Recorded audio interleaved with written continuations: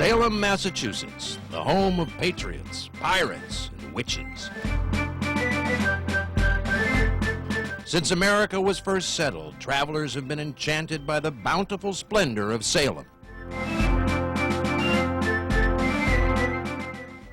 Settle back, shipmates, and we'll tell you the tale of new souls and old spirits on their journey through our city.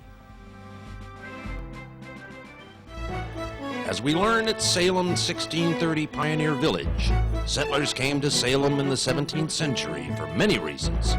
Salem's founder, Roger Conant, brought these pioneers to a land where abundant fishing aided survival. Within decades, the rich maritime trade began in earnest, bringing wealth to the Bay Colony.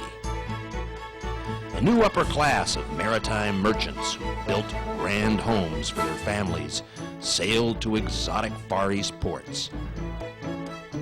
They eluded plundering pirates whenever they reached safety in Salem's harbor.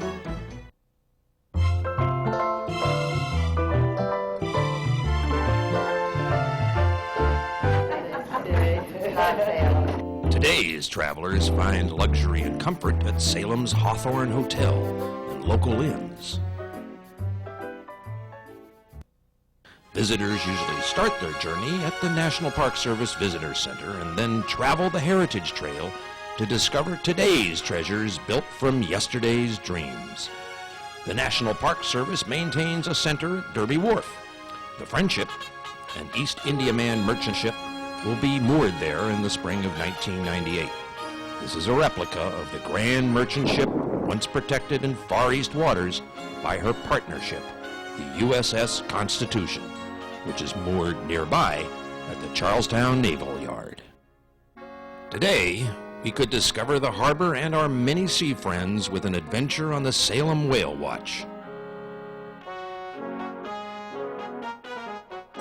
We might learn more about Salem's early trading with a visit to a local pirate at the Pirates Museum. We can ride the high seas with the staff at the Salem Wax Museum of Witches and Seafarers and learn the skills from centuries past in the interactive educational area. The Peabody Essex Museum houses large collections of Asian artifacts, early settlement remnants, natural history, maritime objects, and art. Among these are some of the oldest and most well-preserved homes in Salem. The Ropes Mansion and the Pickering home remind us of life in Old Salem. Of course, just getting back to the wharf back then took some time. But today, we can take some time to see Salem's charm from a ride on the Friendship carriage.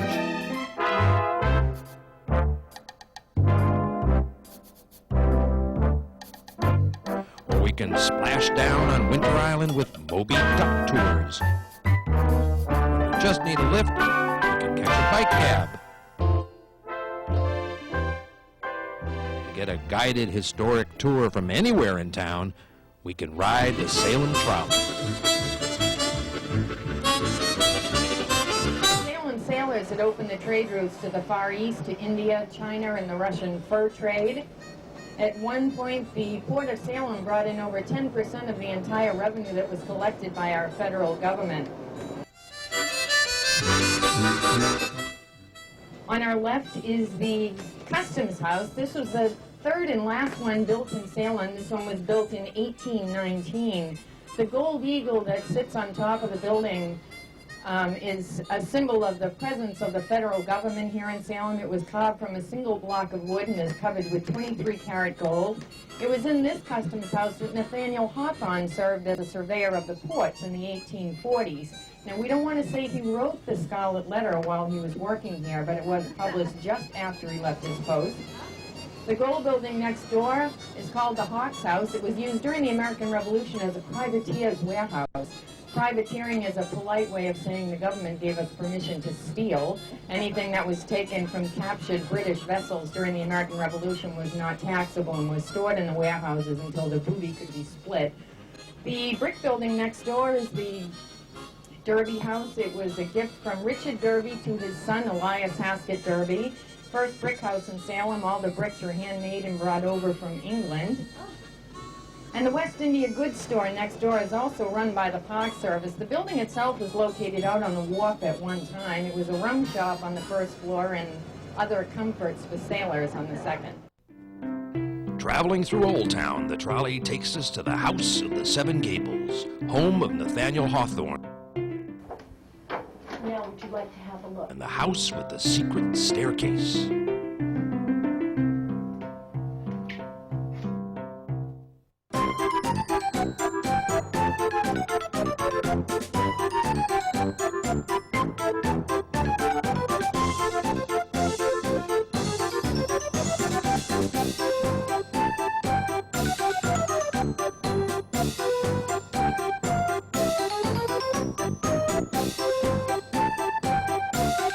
Whether it's rides at the carousel or video games at the arcade, we all enjoy the amusement park at Salem Willows, perhaps the only place in town where chop suey sandwiches are served, perhaps in the world.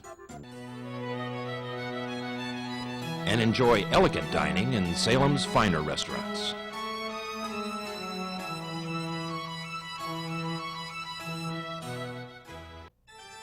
During the European Inquisition, Christians tortured heretics and those with older religious beliefs before taking their property.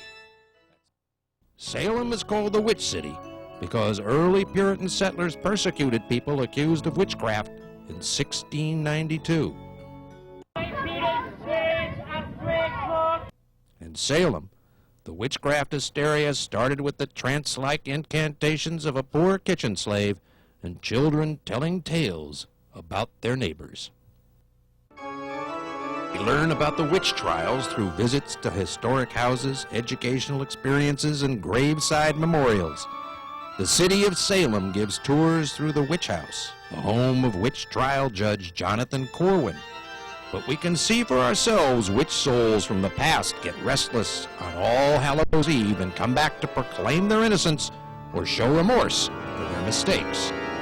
The story of the witch trials can be learned from a visit to the Salem Witch Museum.